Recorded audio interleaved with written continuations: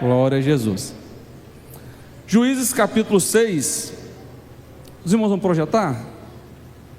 Isso, obrigado. Porém, os filhos de Israel fizeram o que era mal aos olhos do Senhor, e o Senhor os deu nas mãos dos midianitas por 7 anos. E prevalecendo a mão dos midianitas sobre Israel, fizeram os filhos de Israel para si, por causa dos midianitas, as covas que estão nos montes, as cavernas e as fortificações.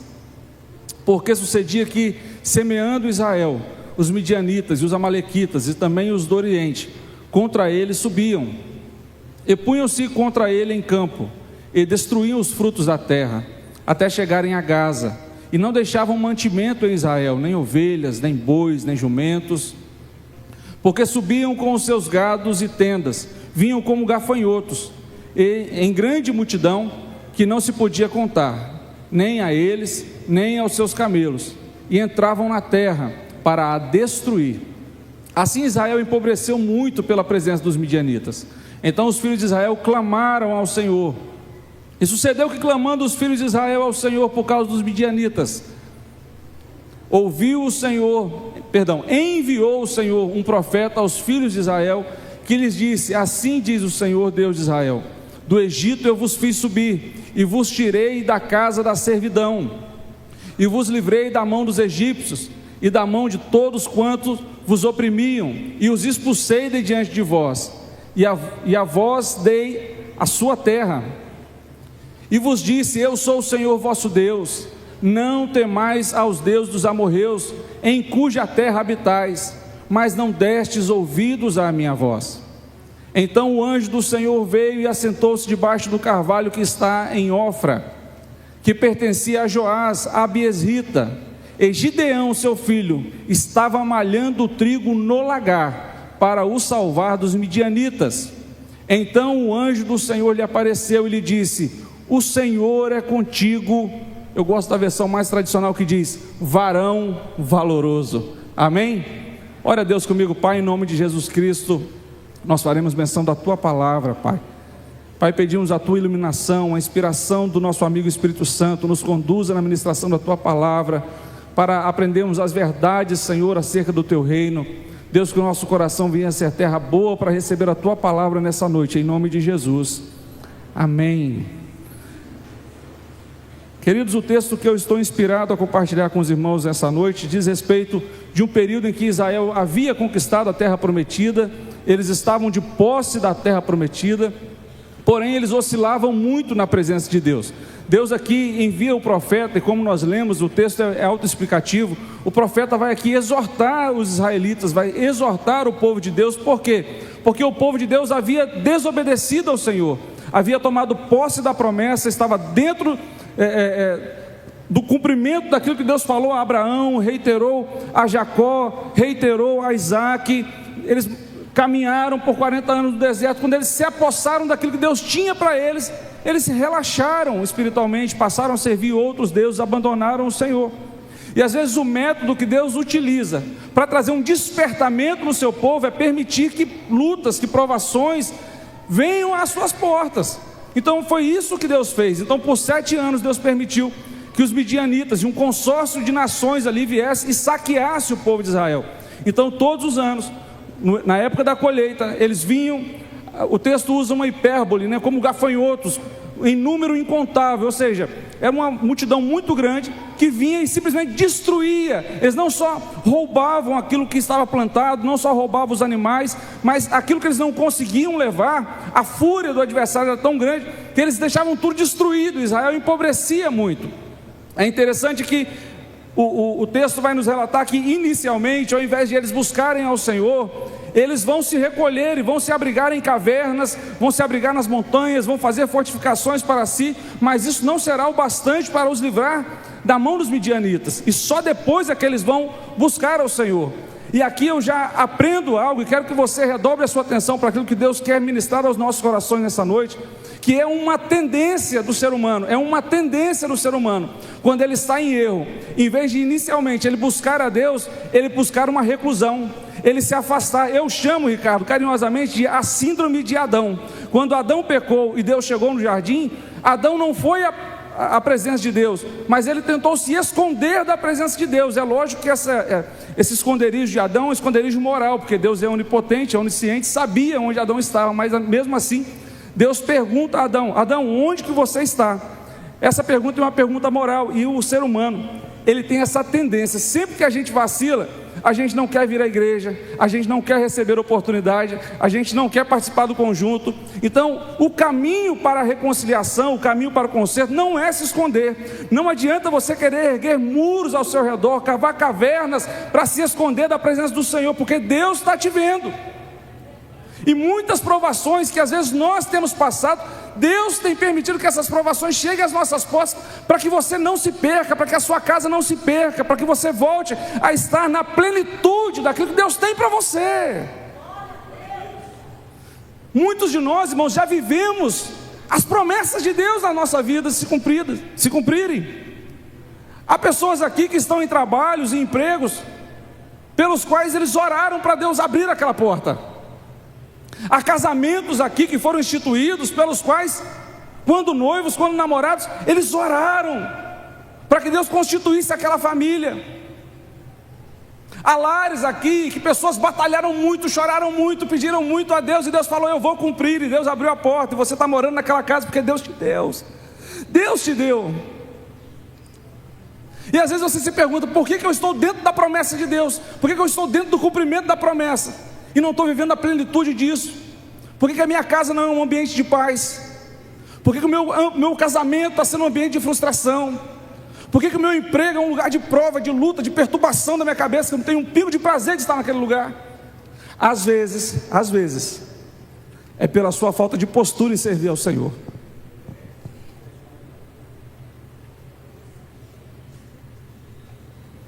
Então Israel vai viver aqui um confronto da parte de Deus. Deus vai permitir que alguns problemas cheguem a eles, para que eles voltem a clamar ao Senhor. E quando eles clamam ao Senhor, imediatamente, aleluia, Deus ouve a oração do povo.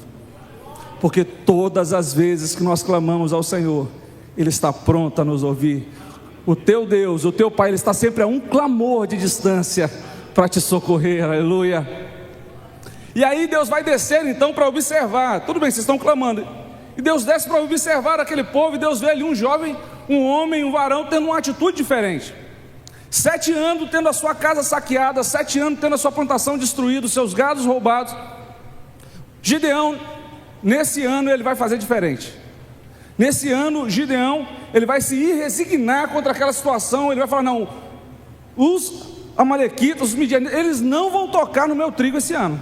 Então ele recolhe o seu trigo, e em vez de malhar na eira, que é um terreiro, um lugar plano para malhar o trigo. O que é malhar o trigo? É você pegar o feixe de trigo ali e batê-lo na terra, para que ele solte as suas sementes. Gideão não faz isso na eira, que é o local correto de se malhar trigo. Ele vai levar para o lagar, que é o lugar de prensar uva. Era muito mais fácil malhar o trigo na eira, mas Gideão, ele prefere enfrentar a dificuldade de malhar o trigo no lagar, a deixar o seu trigo à disposição do inimigo. E aquilo vai chamar a atenção do Senhor. E aqui o texto, quando usa essa expressão, o anjo do Senhor, no singular, a maioria dos teólogos cristãos concordam que é uma teofania. O que é uma teofania? É uma aparição de Cristo, é uma revelação de Cristo lá no Velho Testamento, com essa expressão, o anjo do Senhor. Então esse anjo do Senhor vai se apresentar a Gideão e vai elogiar a postura dele, e vai dizer: rapaz, você é um homem de valor. O que Gideão tinha que demonstrava o valor que os outros homens de Israel naquele dia não tinham? Atitude, irmão. Há uma frase de um pensador, que eu não me recordo quem é agora, que diz o seguinte: tolice é você fazer sempre as mesmas coisas, objetivando um resultado diferente. Se você quer viver algo diferente na sua vida, passa a fazer algo diferente. Se talvez na sua vida você está vivendo um momento de dificuldade, de monotonia, problemas que você tem enfrentado há tantos anos, talvez na sua empresa, no seu local de trabalho, nos seus estudos, tenta algo diferente. Não tente seguir o fluxo do sistema. Não tente se amoldar aos padrões mundanos. Houve um filósofo chamado Zygmunt Bauman, que fala sobre, ele fez essa leitura da sociedade, falou sobre a sociedade líquido moderna, e uma das características dessa sociedade que ele observou é o comportamento de manada. O que é o comportamento de manada? Está todo mundo fazendo? Então eu devo fazer também. E há alguns experimentos sociais que comprovam isso, a gente vê na rede social, né? Uma pessoa, já viram esse vídeo? A pessoa entra no elevador, está todo mundo de capacete, só ele sem. Aí todo mundo que entra coloca o capacete, ele está sem no elevador. E daqui a pouco ele olha para um lado, ele olha para o outro, ele se sente constrangido, e ele pega e coloca o capacete, sem perguntar: por que vocês estão usando capacete? Aqui não deveria usar capacete. Mas é comportamento de manada, porque está todo mundo fazendo, então eu acho que eu devo fazer também. Só que você é crente. Você não foi chamado para fazer o que todo mundo faz. Você foi chamado para fazer a diferença. Porque o que todo mundo está fazendo lá fora é entregar aquilo que que Deus tem implantado na família dele, na casa dele, na mão dos inimigos. Aleluias. E muitos de nós têm visto a nossa casa ser saqueada e não têm tomado uma atitude diferente. Mas essa noite eu te digo: pega o teu trigo e leva para o lagar.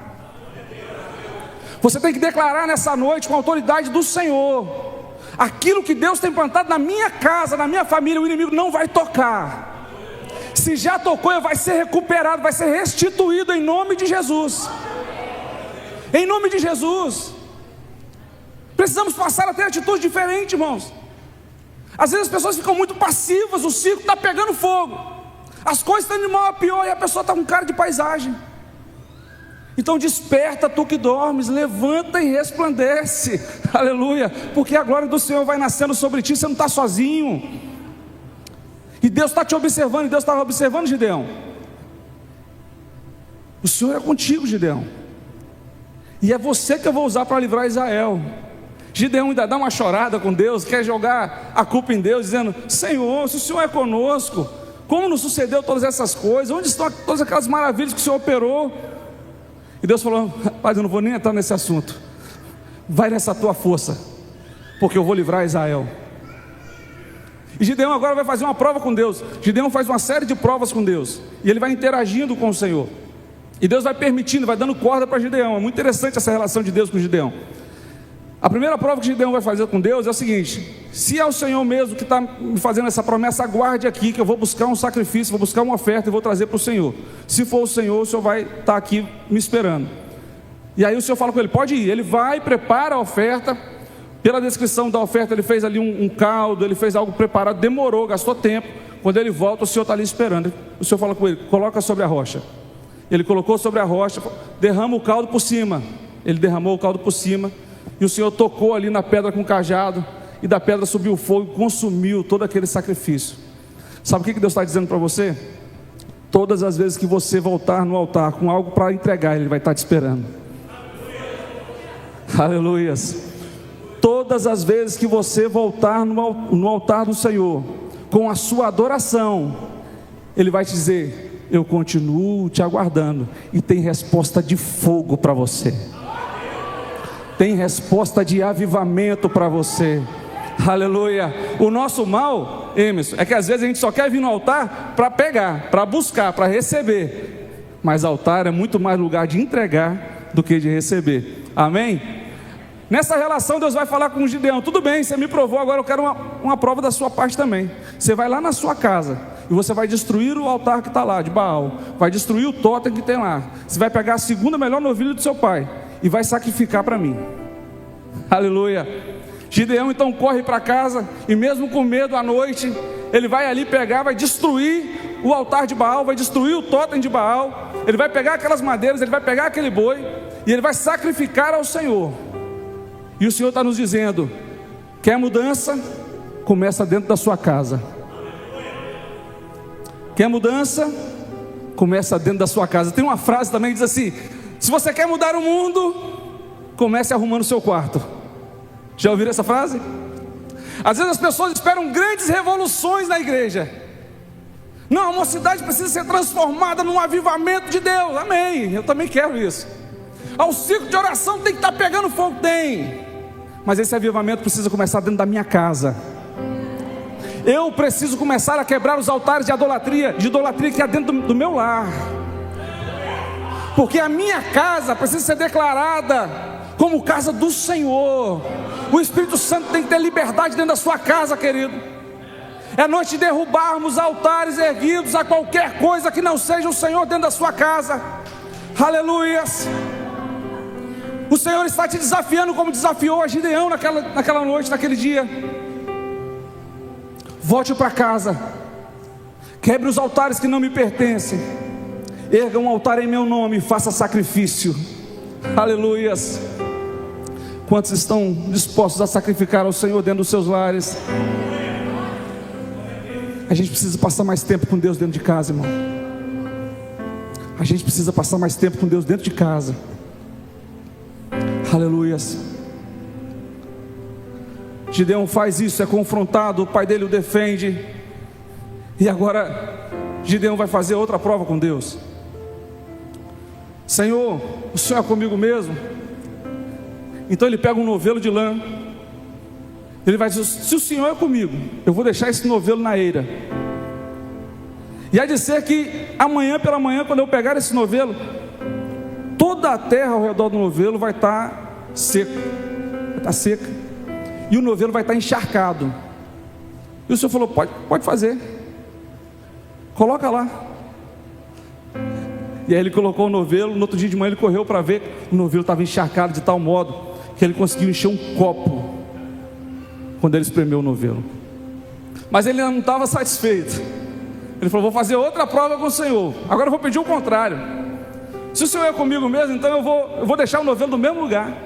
E agora o novelo vai estar seco no outro dia pela manhã, e toda a terra ao redor vai estar molhada. O Senhor pode fazer. Coloca lá. E no outro dia de manhã, quando o Gideão correu para lá, Marcelo, para espanto dele, o novelo estava seco. Não tinha nenhuma umidade no novelo. Porém a terra toda ao redor estava encharcada. Aleluias. E quando eu lembro disso, desse novelo de lã, eu lembro do sacrifício de Jesus na cruz do Calvário, irmão. O Cordeiro Imaculado, que chegou primeiro cheio, pleno, e todos nós estávamos secos. Aleluias. Mas ele aceitou o desafio do Senhor, e ele se esvaziou. E na cruz do Calvário, o desafio foi tão forte que ele clamou: Deus meu, por que me abandonaste? Ele não conseguiu sentir a presença do Pai pela primeira vez na eternidade, porque o meu e o seu pecado estava lançado sobre ele. Ele estava totalmente seco, para que hoje nós estivéssemos cheios da graça, cheios da presença do Espírito Santo. Se isso não é motivo de você glorificar o nome do Senhor, eu quero dizer, eu não sei mais o que importa para você, porque ele se esvaziou no Calvário para te encher da presença dele aqui nessa noite. Aleluias. Aleluias, eu estou sentindo a presença dele aqui. Louvado e engrandecido seja o santo nome do Senhor. Aleluias. Agora nessa interação com Gideão, da mesma forma que Gideão faz duas provas com Deus, Deus vai fazer duas provas com Gideão. Gideão arregimenta o exército, e 32 mil homens se apresentam. Quantos homens? Quantos homens? 32 mil homens. E Deus vai falar assim: Gideão, anuncia o povo o seguinte, para a gente começar a conversa: os covardes e os medrosos voltem. Covardes e medrosos. Talvez Gideão pensou assim: poxa, quando eu toquei a buzina o povo já veio, não deve ter muito covarde e medroso aí nesse meio. Quando ele anunciou isso, irmãos, aleluia, 22 mil foram embora. 22 mil homens foram embora. Eu comecei a raciocinar sobre isso e indagar: Senhor, qual o problema de ter medo? Todo mundo tem medo. Quem não tem medo aqui, irmão? O irmão Valério não tem medo de nada? Mas o senhor é brabo mesmo, tá? Irmão, eu tenho medo, eu tenho algumas coisas que eu tenho medo. E não tem problema ter medo, irmão. O medo é algo natural. O medo é um sensor que Deus te deu para que você esteja alerta ou se livre de alguns perigos. Não tem problema ter medo. O problema é você se deixar ser dominado pelo medo e deixar que o medo escale, às vezes, por uma síndrome de ansiedade, uma síndrome de pânico. Então você tem que manter o medo sob controle, e aí entra a coragem. De modo que a coragem, preste atenção nisso, a coragem não é a ausência de medo, a coragem é a administração do medo. Você acha que eu não estou com medo pregando aqui? Você acha que minha boca não fica seca e dá uma tremedeira danada? Talvez alguém que prestou atenção em mim quando eu estava sentado ali, viu eu fazer isso talvez umas 30 vezes hoje. Porque eu tenho medo de pregar. Mas o que eu tenho que fazer? Eu tenho que administrar o meu medo, porque eu preciso pregar. Eu fui chamado para pregar. Vocês acham que o ministério de louvor, quando está cantando aqui, vocês não ficam com medo? Vocês não têm medo de errar? Não dá aquele gelinho na barriga quando os meninos atrasam um pouquinho a letra ali e você, meu Deus, eu esqueci. Não dá? Todo mundo tem medo, irmão. Quando você vê alguém fazendo alguma coisa muito perigosa e você acha que aquela pessoa não tem medo daquilo que ela está fazendo, você diz assim: rapaz, essa pessoa é doida. Rapaz, fulano fez um negócio ali, esse cara é doido. Por quê? Porque a ausência de medo, irmãos, não é coragem. A ausência de medo é loucura. Não estou te chamando o senhor de doido não, tá, irmão Valério?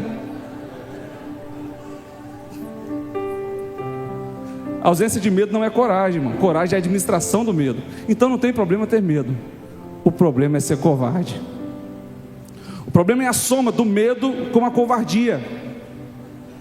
Porque o covarde, ele além de medroso, ele te deixa na mão. O covarde é aquele que diz: pode contar que eu vou chegar. E você vai para frente de batalha, e ele não vem com você, e ele te deixa sozinho. Essa é a característica do covarde. O covarde não é aquele que nunca aparece. O covarde é aquele que, quando toca a trombeta, ele bate no seu ombro e fala: pode contar comigo, varão, nós vamos juntos. Aí você fala amém, você vai. Quando você vai, olha para trás, a pessoa sumiu, te abandonou, te deixou sozinho. Sabe por que ele faz isso? Porque ele é covarde. Não seja covarde, irmão. Não seja covarde. Tem alguém contando com você. Tem alguém contando com sua presença. Você faz parte do ciclo de oração, sua liderança está contando com você. Não seja covarde para a liderança. Nós obreiros, nós não podemos ser covardes com o nosso pastor. Nosso pastor está contando com a gente. Nós não podemos ser covardes com a igreja. Nosso pastor sempre fala: a igreja acha que a gente ora mais que eles. A igreja pensa que a gente lê mais a Bíblia que eles. E a gente não pode chegar aqui com arrogância e dizer: realmente eu sou um grande obreiro, mas na hora que precisa, não comparece. Nós não podemos ser pais covardes dentro dos nossos lares, porque a nossa família está contando com a gente. A gente não pode ser funcionário covarde no nosso local de trabalho, porque o nosso patrão está contando com a gente. Então não tem problema ter medo. O problema é ser covarde. Não seja covarde, amém? Eu sei que essa hora não tem como dar muito glória a Deus, irmão, mas não seja covarde. A segunda prova que Deus vai fazer com Gideão é o seguinte: Gideão, pega esse povo que sobrou aí e manda descer as águas, que eu vou observar a forma como eles vão beber a água.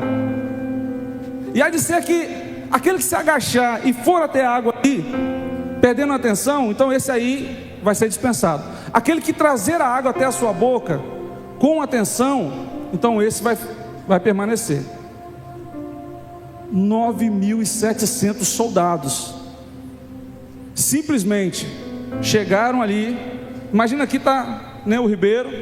Eles vieram, abaixaram a cabeça, ajoelharam, levaram a boca à água, perderam totalmente a atenção do que estava ao redor. E não é isso que você espera de um soldado. Deixa eu dar um exemplo rapidinho para vocês, porque a hora já vai. Quando você, eu não vou falar de outra categoria, eu vou falar da nossa. Amém, meu major?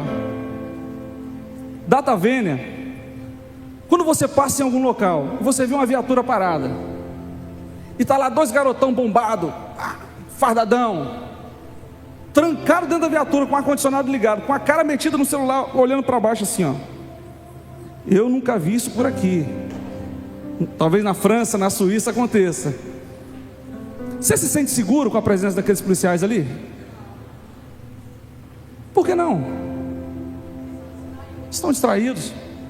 Agora quando você passa e está lá dois policiais do lado de fora da viatura, emposturado, ó, cabeça erguida, atenção, vendo tudo e todos, Você se sente seguro?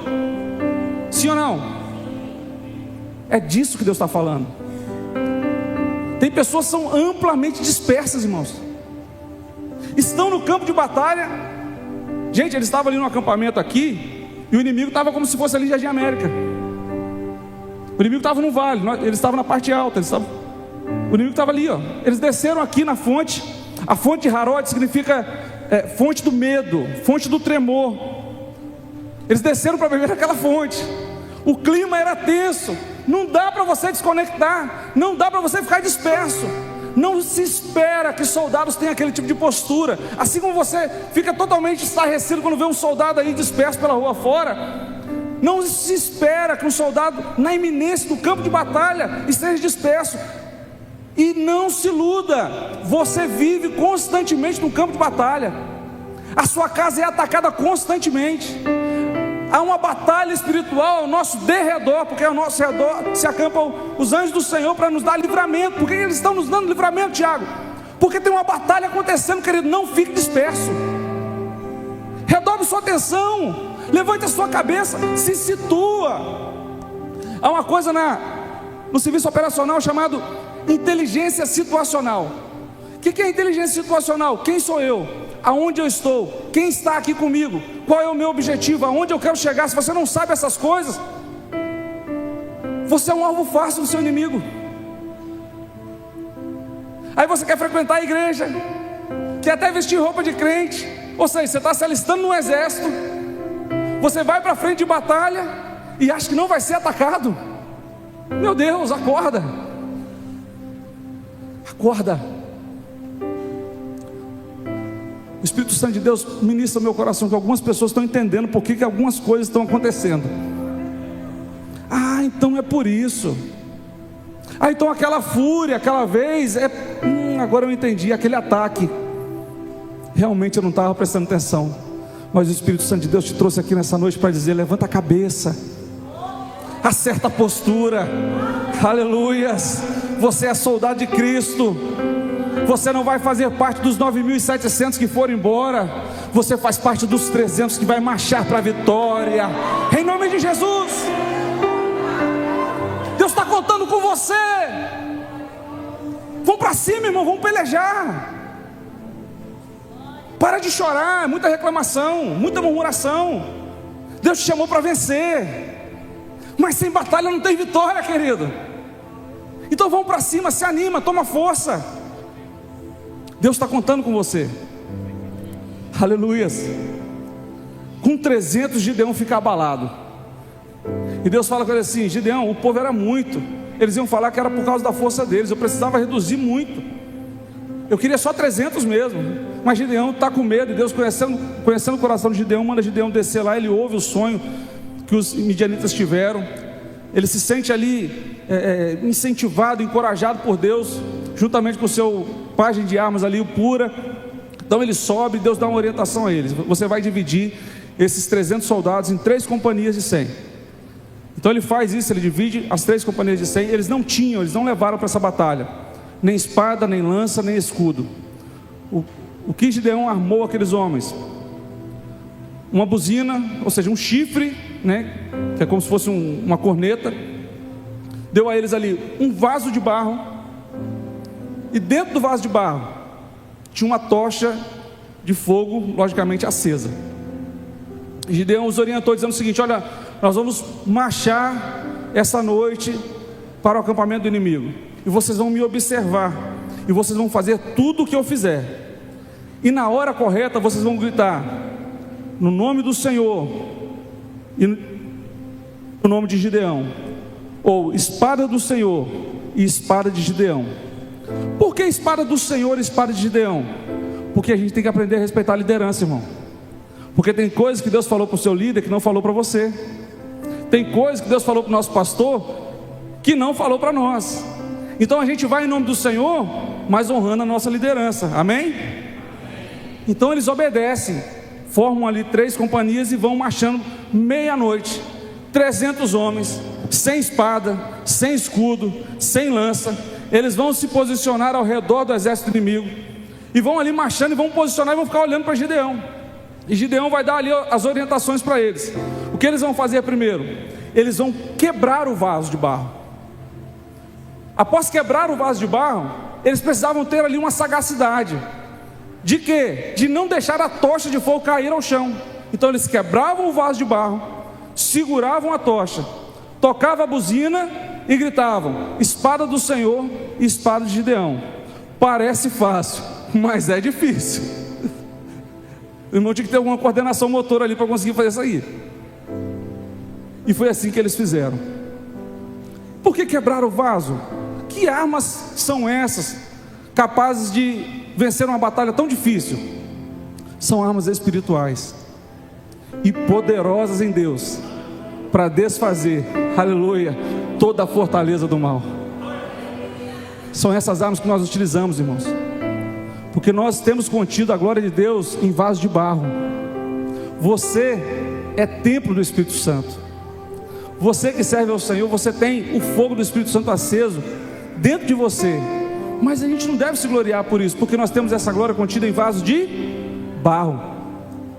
E às vezes, algumas batalhas nós vamos vencer, não gritando, esperneando, demonstrando força, mas nos quebrando. Porque no nosso quebrantamento, aquilo que está dentro da gente vai ficar exposto. As pessoas veem muito mais Deus em nós quando nós nos quebramos do que quando nós nos erguemos.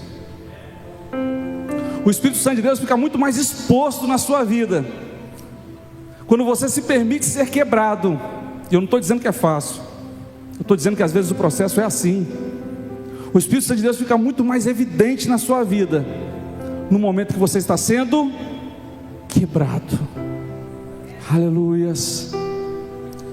Eu falo para algumas pessoas quebradas aqui nessa noite que talvez não estavam entendendo por que estava passando por aquilo, mas é para que a glória de Deus fosse revelada na sua vida. Alguém precisava ver Deus na sua vida, e para isso Deus permitiu que você se quebrasse. Aleluias. Agora, uma vez quebrado o vaso, a chama não pode cair.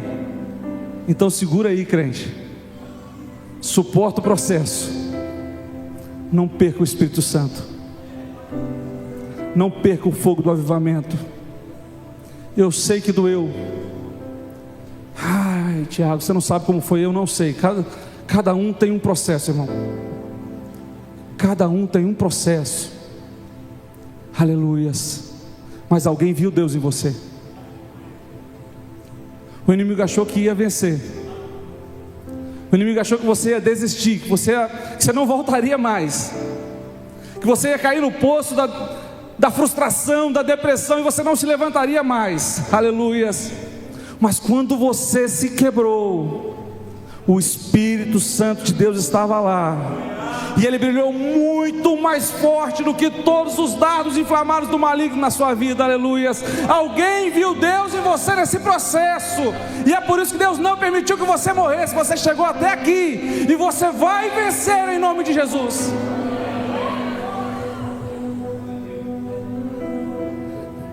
E depois tocar a buzina.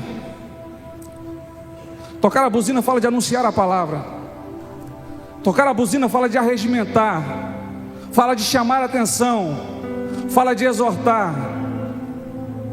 E é assim que nós vencemos a nossa batalha, irmão. Manuseando a palavra de Deus, anunciando a palavra de Deus, proferindo a palavra de Deus, escondendo a palavra de Deus no nosso coração. Aleluias. Essas são as nossas armas. O que aconteceu, Tiago? O inimigo ficou desbaratado. Eles acordaram assustados, começaram a lutar um contra o outro.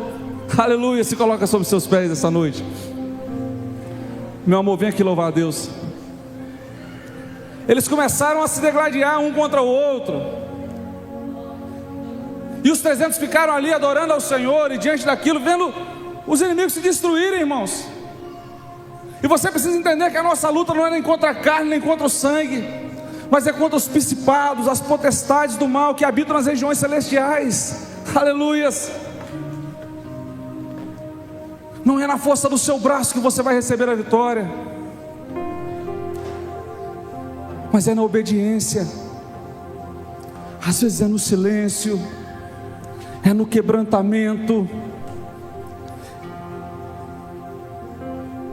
é durante o ministério, anunciando a palavra. Aleluias. E eu quero te convidar a pelejar nessa noite com as nossas armas espirituais. Eu quero que você peleje nessa noite, talvez como você nunca pelejou em adoração, porque há batalhas que estão determinadas para encerrar hoje, há vitórias que estão determinadas para chegar hoje, irmã Elaine. Há combates, presbítero Vanderlei, cujo prazo Deus determinou até hoje, e nós somos os 300 que estão de pé, e nós vamos pelejar espiritualmente aqui em adoração. Aleluias. E o inimigo ficará desbaratado, o inimigo ficará desorientado, Jaqueline. Aleluias. Ele não vai saber de onde veio o ataque, mas nós sabemos que veio do céu. Aleluia.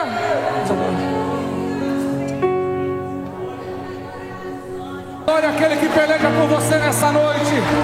Aleluia. É com você mesmo que Ele está contando nessa noite. É com você que Ele está contando nessa noite. Aleluias. Eu não vou chamar ninguém à frente, porque eu quero contar que todos os 300 que estão aqui nessa noite, amém? Todos os 300 estão aqui nessa noite, amém? Vamos orar, Pai, em nome de Jesus Cristo.